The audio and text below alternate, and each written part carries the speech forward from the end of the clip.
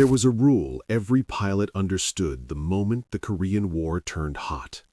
If an American aircraft went down north of the front lines, especially near the Yalu River, the pilot did not come home. That rule was not superstition, it was experience. By 1951, dozens of U.S. airmen had been shot down over North Korea and Chinese-controlled territory. Most survived the ejection, very few survived what came next. The moment a parachute opened, the clock started. Villages were organized to spot descending pilots. Local militias were armed and instructed to capture, not kill. Chinese People's Volunteer Army units spread nets of patrols across valleys, mountain passes, and frozen rivers. Once captured, pilots vanished into a system designed to erase resistance. Forced marches, interrogations, years in prison camps where cold, hunger, and psychological pressure broke even the strongest men. Chinese commanders trusted this system completely. American intelligence did too. Briefings before missions were brutally honest. If a pilot went down deep behind enemy lines, rescue was unlikely. Escape was nearly impossible. Survival depended on avoiding detection long enough for chance, not skill, to intervene. The rule was absolute. But during the Korean War, one American pilot shattered it. He was shot down far beyond friendly territory. He landed alone, wounded and surrounded, and instead of being captured within hours, he disappeared. For days, Chinese units searched for him. They sealed villages, swept valleys, watched rivers, and still they could not understand how he kept slipping away. Lieutenant Colonel John A. Lee was not reckless. He was methodical. By the time he flew combat missions over Korea, jet warfare was still new, dangerous, and unforgiving. Aircraft were faster than anything pilots had known before, but that speed created its own dangers. Engagements happened in seconds. Mistakes were fatal. Ejection seats were unreliable. Survival equipment was minimal. Lee understood this reality better than most. He had trained extensively, studied enemy tactics, and memorized terrain maps until ridgelines and river bends became second nature. He knew that once a pilot was on the ground, rank meant nothing. Survival depended on discipline, patience, and restraint. The mission that changed everything began like dozens before it. Lee was flying a routine combat sortie over northern Korea, operating near areas heavily patrolled by Chinese anti-aircraft units. Intelligence indicated increased enemy movement, but nothing suggested an extraordinary threat. Then the sky erupted. Anti-aircraft fire surged upward from hidden positions. Black bursts surrounded Lee's aircraft. A sharp impact tore through the fuselage. Warning lights flared. Control vanished. Lee did not panic.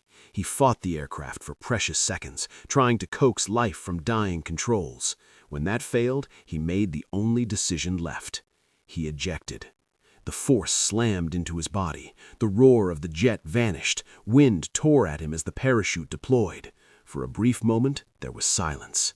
Then reality returned. Below him stretched enemy territory. Mountains, villages, frozen fields. No friendly units, no immediate rescue, only the certainty that eyes were already tracking his descent. Lee landed hard, rolling across frozen ground. Pain shot through his leg. His survival kit hit the earth beside him. And within minutes, distant voices echoed across the valley. The hunt had begun. John A. Lee moved immediately. He did not run. Running left tracks. Panic made noise. Noise attracted people. Instead, Lee assessed his injuries. His leg hurt, but it worked. His hands were numb from cold, but functional. He gathered his parachute and dragged it into nearby brush, burying it under snow and branches. Every second mattered. Chinese militia units responded quickly to downed aircraft. They knew parachutes were the key. Find the silk, find the pilot. Lee moved uphill. That decision went against instinct. Downhill meant villages, roads, and water sources, but it also meant people. Uphill meant isolation, exhaustion, and exposure. It also meant fewer patrols. As he climbed, he heard shouting below. Dogs barked, whistles pierced the air. By nightfall, Lee reached a narrow ridgeline. The temperature dropped brutally. Wind cut through his flight suit. He wrapped himself in what little insulation he carried and waited. He did not light a fire. Fire meant smoke. Smoke meant capture. That night, Chinese patrols passed within hundreds of yards. Li lay motionless, his breath slow and shallow, snow settling over him like a thin blanket. Morning brought no relief. Patrols intensified, searchers fanned out systematically, villagers were questioned, fields were checked for tracks, hillsides were scanned with binoculars. Li moved only when the wind blew hard enough to erase footprints. He traveled in short bursts, then waited for hours. Hunger gnawed at him, his water froze, his legs stiffened with each step.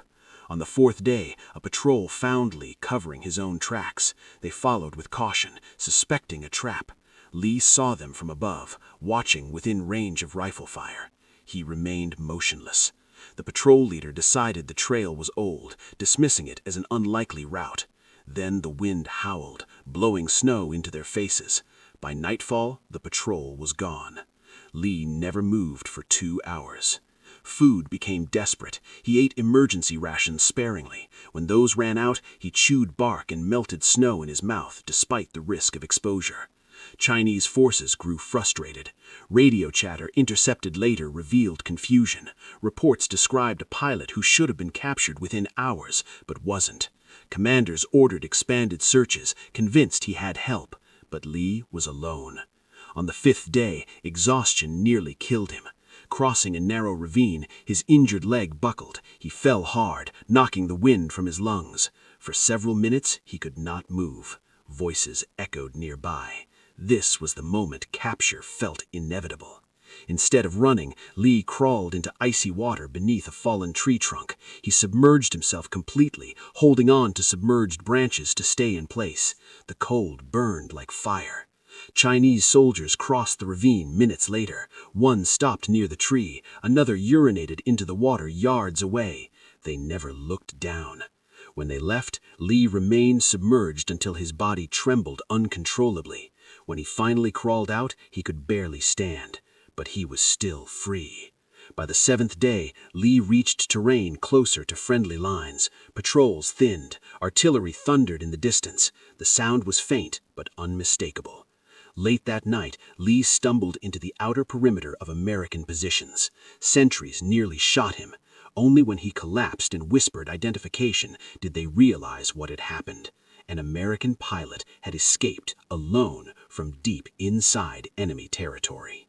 If you find this kind of forgotten military history as fascinating as we do, we'd be honored if you'd hit that subscribe button. We believe these stories of courage, sacrifice, and sheer human endurance deserve to be told. And by subscribing, you help ensure they are never forgotten. Chinese commanders were stunned. Their system had failed. Not partially, completely. A pilot had gone down in an area considered airtight. Villages were alerted, patrols deployed, search patterns executed correctly, and still he escaped. Intelligence assessments afterward showed a shift in Chinese procedures. Patrol densities increased, militia training intensified, orders became harsher, mistakes were punished. The escape rattled assumptions. It forced commanders to acknowledge something uncomfortable. Technology and numbers did not guarantee control. Discipline and terrain knowledge could be overcome by patience, unpredictability, and individual resolve. For American forces, the escape became legend. Not as bravado, but as proof. Proof that evasion training mattered. Proof that survival was possible even in the worst circumstances. Proof that the enemy's confidence was not invincible. Li's escape informed future survival training doctrine. His decisions, movement discipline, avoidance over aggression, silence over speed, were studied and passed on to others who might one day face the same nightmare. John A. Li survived the Korean War. He carried scars from those days behind enemy lines, some visible, many not. Like most who endured extreme isolation, he rarely spoke about it in detail. He did not describe himself as heroic. He described himself as determined. Today, the mountains where he hid remain quiet. Snow still falls there in winter. Villages still cling to valleys. The land remembers, but few people do. And that is why this story matters now. Because wars are not only shaped by massive offensives and famous battles, they are shaped by individuals who refuse to surrender to probability. If this story moved you, please hit that like button. Every click tells the algorithm that this piece of history is worth remembering. We are dedicated to rescuing these forgotten stories from the archives. If you want to join us on that mission, please subscribe and turn on notifications. Where are you watching from? Drop a comment with your city or state and tell us if someone in your family served. Thank you for ensuring that Lieutenant Colonel John A. Lee does not disappear into silence. He escaped impossible odds, and he deserves to be remembered.